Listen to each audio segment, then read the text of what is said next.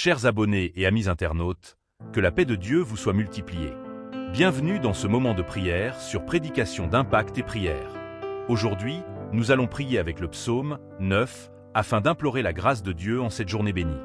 Avant d'entrer dans la prière, lisons le psaume 9.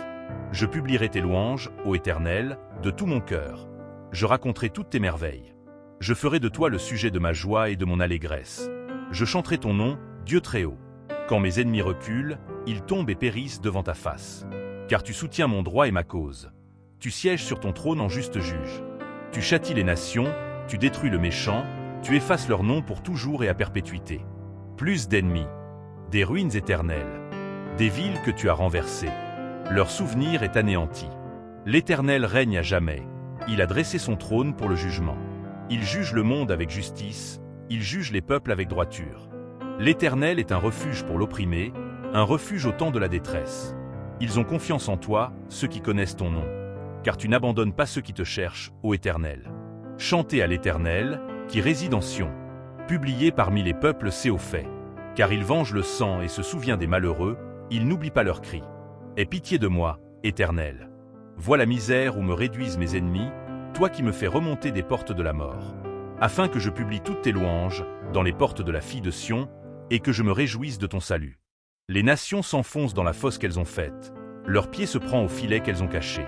L'Éternel se fait connaître, il exerce sa justice, il enlace le méchant dans l'œuvre de ses propres mains. Que les méchants se tournent vers le séjour des morts, toutes les nations qui oublient Dieu. Car le malheureux n'est point oublié à jamais, l'espérance des misérables ne périt pas à toujours. Lève-toi, ô Éternel, que l'homme ne triomphe pas. Que les nations soient jugées devant ta face. Frappe-les d'épouvante, ô Éternel. Que les nations sachent qu'elles sont des hommes. Prions à présent. Ô Éternel, Dieu de gloire et de miséricorde, je me présente devant toi en ce jour nouveau, porté par le désir profond de méditer et d'approfondir chaque parole du psaume 9.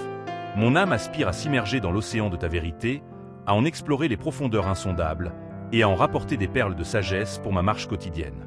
Accorde-moi, je t'en prie, la sensibilité spirituelle nécessaire pour discerner les multiples facettes de ce cantique prophétique. Je commence par cette déclaration solennelle, je publierai tes louanges, ô Éternel, de tout mon cœur. Cette résolution engage tout mon être. Publier tes louanges, ce n'est pas un simple murmure occasionnel, c'est une proclamation délibérée, une annonce publique de tes perfections. C'est élever une voix qui rompt le silence de l'indifférence mondiale, qui perce la brume épaisse de l'oubli de Dieu. Et je veux le faire de tout mon cœur. Non pas avec une adhésion partielle, tiède ou distraite, mais avec la totalité de mon affection, de ma volonté et de mon intelligence. Que cette louange ne soit pas un simple réflexe émotionnel, mais un acte d'obéissance joyeuse, un sacrifice d'action de grâce continuelle qui monte vers ton trône. Je raconterai toutes tes merveilles. Mon Dieu, quand je contemple l'immensité de tes œuvres, mon esprit est submergé. Tes merveilles ne se limitent pas aux grands miracles bibliques. Elles incluent la complexité infinie d'une seule cellule, l'ordre cosmique qui maintient les galaxies dans leur course, le miracle quotidien de la conscience, de la mémoire, de l'amour. Elles incluent le mystère insondable de l'incarnation, où le Créateur a revêtu la chair de sa créature. Elles incluent la grâce révolutionnaire de la croix, où la justice et la miséricorde se sont embrassées. Aide-moi, Saint-Esprit, à avoir des yeux pour voir et une langue pour raconter cette tapisserie infinie de ta gloire, tissée dans le temps et l'éternité. Je ferai de toi le sujet de ma joie et de mon allégresse. Dans un monde qui cherche la joie dans l'éphémère, fixe mon cœur sur la source éternelle. Que ta personne, ton caractère, ta présence soit le fondement inébranlable de ma joie, une joie que les circonstances ne peuvent ni donner ni retirer. Que mon allégresse ne dépende pas du succès ou de l'échec, de la santé ou de la maladie, de l'abondance ou du dénuement, mais de la réalité immuable que tu es mon Dieu et que je t'appartiens. Je chanterai ton nom, Dieu très haut. Ton nom n'est pas une simple étiquette, il révèle ton essence. Éternel, proclame ton être auto-existant, ta souveraineté absolue. Dieu très haut, affirme ta suprématie sur toutes les puissances, visibles et invisibles. Chanter ton nom, c'est me souvenir que rien ni personne n'est au-dessus de toi. Aucun défi, aucune autorité terrestre, aucune puissance spirituelle ne peut contester ta suprématie. Cette vérité doit modeler mes prières, mes priorités et ma perspective sur tous les événements. Quand mes ennemis reculent, ils tombent et périssent devant ta face. Seigneur, enseigne-moi la nature du combat spirituel. Mes vrais ennemis ne sont pas chair et sang, mais les puissances des ténèbres, les séductions du monde et les convoitises de ma propre chair. Leur défaite n'est pas principalement l'œuvre de ma stratégie ou de ma force, mais le résultat de ta présence. C'est devant ta face qu'ils tombent. La bataille est gagnée dans le lieu secret, dans la communion avec toi, avant de se manifester dans le domaine visible. Apprends-moi à me tenir dans la position du vainqueur, celle que Christ a acquise pour moi, car tu soutiens mon droit et ma cause. Combien de fois me suis-je senti incompris, accusé à tort ou victime d'injustice? Mais tu vois toutes choses. Tu n'es pas un spectateur distant. Tu es l'avocat qui plaide ma cause, le juge qui rend un verdict parfait. Même quand les tribunaux humains échouent, même quand l'opinion publique me condamne, ta cour de justice est suprême. Je peux déposer le fardeau de me justifier, car tu es mon défenseur. Cette assurance dissipe l'anxiété et libère de l'amertume. Tu sièges sur ton trône en juste juge. Le monde crie pour la justice, mais la définit selon des critères mouvants et partiaux. Toi, tu es le standard immuable de la justice. Ton trône n'est pas ébranlé par les passions humaines, la corruption ou l'ignorance.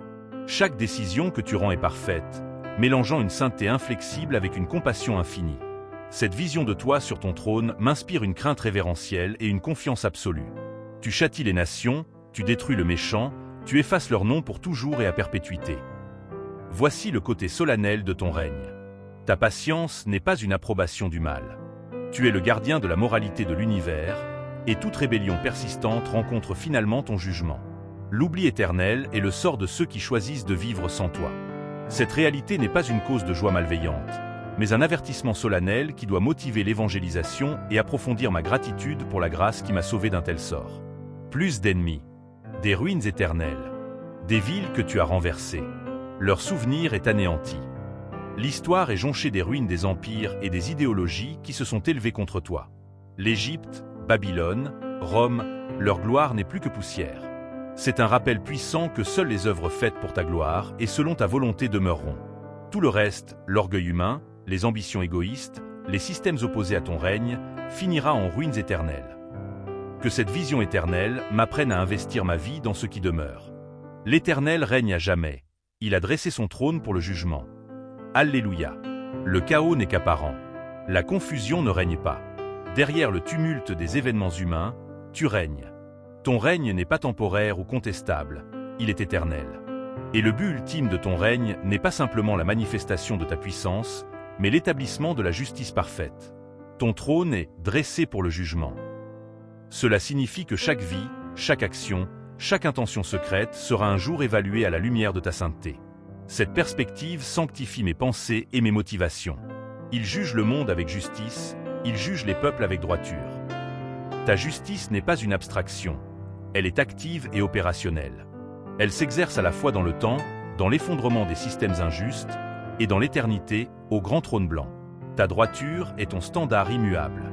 Il n'y a en toi aucune ombre de variation, aucune possibilité de corruption. Je peux fonder ma vie sur la certitude que, en fin de compte, le bien et le mal seront parfaitement séparés et rétribués. L'Éternel est un refuge pour l'opprimé, un refuge au temps de la détresse. Merci, Père, pour cette invitation si tendre. Tu n'es pas seulement le juge souverain, tu es le refuge personnel. L'opprimé, l'accablé, le cœur brisé trouve en toi un abri. Tu n'es pas un Dieu distant qui observe de loin, mais une forteresse vivante dans laquelle je peux courir. Au temps de la détresse. Pas nécessairement après, mais au plus fort de la tempête, tu es présent, offrant la paix qui surpasse toute intelligence. Tu es le calmant pour l'âme anxieuse, le rempart contre le désespoir. Ils ont confiance en toi, ceux qui connaissent ton nom. Il y a une différence cruciale entre connaître à propos de toi et te connaître toi. Connaître ton nom, c'est avoir une révélation personnelle de ton caractère. C'est expérimenter ta fidélité dans les creusets de la vie. Cette connaissance intime est le fondement d'une confiance inébranlable. Elle transforme la foi théorique en une relation existentielle. Épanche, je t'en prie, ton esprit pour me révéler toujours plus profondément la gloire de ton nom. Car tu n'abandonnes pas ceux qui te cherchent, ô Éternel. Cette promesse est l'un des piliers de ma vie. Chercher ta face n'est pas un jeu de hasard. C'est une quête qui est toujours, infailliblement, récompensée par ta présence. Tu n'es pas un père qui se cache de ses enfants. Tu te laisses trouver par ceux qui te cherchent avec un cœur sincère. Dans les moments de sécheresse spirituelle où ta présence semble lointaine, que cette parole me soutienne. Tu n'abandonnes jamais.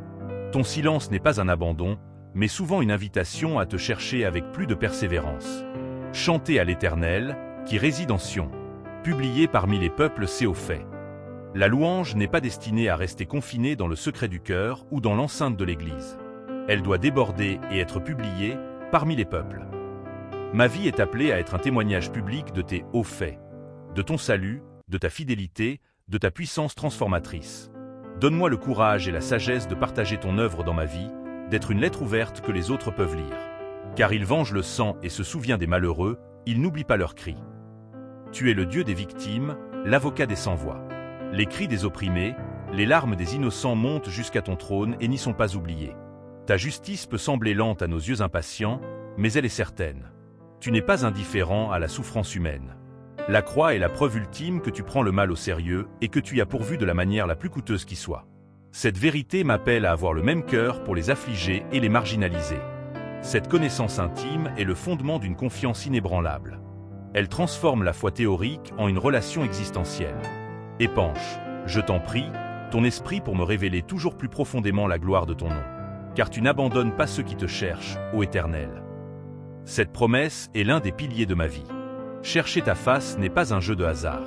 C'est une quête qui est toujours, infailliblement, récompensée par ta présence. Tu n'es pas un père qui se cache de ses enfants. Tu te laisses trouver par ceux qui te cherchent avec un cœur sincère. Dans les moments de sécheresse spirituelle où ta présence semble lointaine, que cette parole me soutienne. Tu n'abandonnes jamais. Ton silence n'est pas un abandon, mais souvent une invitation à te chercher avec plus de persévérance. Chanter à l'Éternel, qui réside en Sion. Publié parmi les peuples, c'est au fait. La louange n'est pas destinée à rester confinée dans le secret du cœur ou dans l'enceinte de l'Église. Elle doit déborder et être publiée parmi les peuples. Ma vie est appelée à être un témoignage public de tes hauts faits, de ton salut, de ta fidélité, de ta puissance transformatrice. Donne-moi le courage et la sagesse de partager ton œuvre dans ma vie, d'être une lettre ouverte que les autres peuvent lire. Car il venge le sang et se souvient des malheureux, il n'oublie pas leurs cris. Tu es le Dieu des victimes, l'avocat des sans-voix. Les cris des opprimés, les larmes des innocents montent jusqu'à ton trône et n'y sont pas oubliées. Ta justice peut sembler lente à nos yeux impatients, mais elle est certaine. Tu n'es pas indifférent à la souffrance humaine. La croix est la preuve ultime que tu prends le mal au sérieux et que tu y as pourvu de la manière la plus coûteuse qui soit. Cette vérité m'appelle à avoir le même cœur pour les affligés et les marginalisés.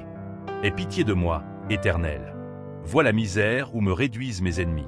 Sur la base de ta compassion pour les malheureux, j'ose élever ma propre supplique. Regarde mes luttes, les assauts spirituels, les difficultés relationnelles, les combats intérieurs.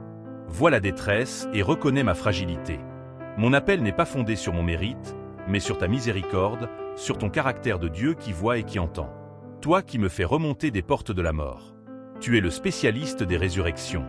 Tu peux me faire remonter du bord du précipice du désespoir, de la maladie qui ronge, de la dépression qui engloutit, de l'échec qui paralyse. Les portes de la mort, qu'elles soient physiques, émotionnelles ou spirituelles, ne sont pas trop solides pour ta puissance de résurrection. Je réclame cette puissance pour ma vie aujourd'hui, pour sortir de tout ce qui ressemble à la mort et à l'impuissance, afin que je publie toutes tes louanges dans les portes de la fille de Sion. Le but ultime de ma délivrance n'est pas mon confort personnel, mais ta gloire publique. Tu me sauves afin que je te loue. La louange est la finalité de la rédemption. Les portes de la fille de Sion évoquent la place publique, le centre d'influence. Que ma vie, une fois restaurée, devienne un canal de louange qui influence les autres et qui t'apporte honneur dans les sphères où tu m'as placé. Et que je me réjouisse de ton salut. La pleine mesure de la joie chrétienne est une joie dans le salut. C'est une joie qui trouve sa source non dans les biens matériels, mais dans la réalité éternelle d'être réconcilié avec toi, d'être pardonné, adopté et scellé du Saint-Esprit. Que cette joie du salut soit la mélodie de fond de ma vie, même dans les moments difficiles. Les nations s'enfoncent dans la fosse qu'elles ont faite, leur pied se prend au filet qu'elles ont caché. Le principe de la rétribution divine est implacable. Les pièges que les méchants tendent aux autres deviennent souvent leur propre prison. Leurs propres plans se retournent contre eux. Cela me rappelle que je n'ai pas besoin de me venger ou de manipuler les situations pour me défendre. Je peux te faire confiance pour gérer la justice de manière parfaite. Mon rôle est de marcher dans l'intégrité et de te laisser agir. L'Éternel se fait connaître, il exerce sa justice, il enlace le méchant dans l'œuvre de ses propres mains. Ton jugement n'est pas arbitraire, il est une révélation de ton caractère. Tu te fais connaître, comme le Dieu saint qui ne peut coexister avec le mal pérennisé. La manière dont tu juges, en enlaçant le méchant dans ses propres œuvres, démontre une justice poétique et précise. Le châtiment est intrinsèquement lié au crime. Cela montre que le péché porte en lui-même le germe de sa propre destruction. Que les méchants se tournent vers le séjour des morts, toutes les nations qui oublient Dieu. L'oubli de Dieu est le péché fondamental. C'est de lui que découlent toutes les autres iniquités. Une nation, une culture ou un individu qui t'oublie, qui te relègue dans les marges de l'existence, se dirige spirituellement vers le séjour des morts. Un état de séparation d'avec la source de la vie. Cette parole est un sérieux avertissement et un appel à la vigilance pour garder toi, Seigneur, au centre de mes pensées, de mes décisions et de ma culture. Car le malheureux n'est point oublié à jamais, l'espérance des misérables ne périt pas à toujours. Alléluia. La détresse du juste n'est pas permanente. L'oppression n'a pas le dernier mot. Tu interviens toujours au moment voulu. L'espérance fondée sur toi n'est pas une illusion, c'est une ancre solide et ferme. Même quand tout semble perdu, l'espérance du croyant ne périt pas à toujours, parce qu'elle est ancrée dans ta fidélité immuable. Lève-toi, ô Éternel. Que l'homme ne triomphe pas. Que les nations soient jugées devant ta face. C'est le cri de l'Église à travers les âges, « Viens, Seigneur Jésus ». C'est la prière pour que ta royauté soit manifestée, que l'arrogance humaine soit humiliée et que ton règne de justice s'établisse pleinement. C'est un rejet de toute forme d'humanisme qui place l'homme au centre et une affirmation que tu es le seul souverain légitime. Frappe-les d'épouvante, ô Éternel. Que les nations sachent qu'elles sont des hommes. Le remède ultime à l'orgueil humain est la révélation de ta majesté. Une rencontre avec ta sainteté provoque une crainte salutaire qui replace l'homme dans sa juste condition, celle d'une créature dépendante de son Créateur. Puisse cette prise de conscience s'emparer des cœurs, non pour les écraser sans espoir, mais pour les amener à une humble repentance et à une foi salvatrice. Ainsi, ô Dieu très haut, je t'abandonne cette journée. Que chaque moment soit imprégné des réalités éternelles proclamées dans ce psaume.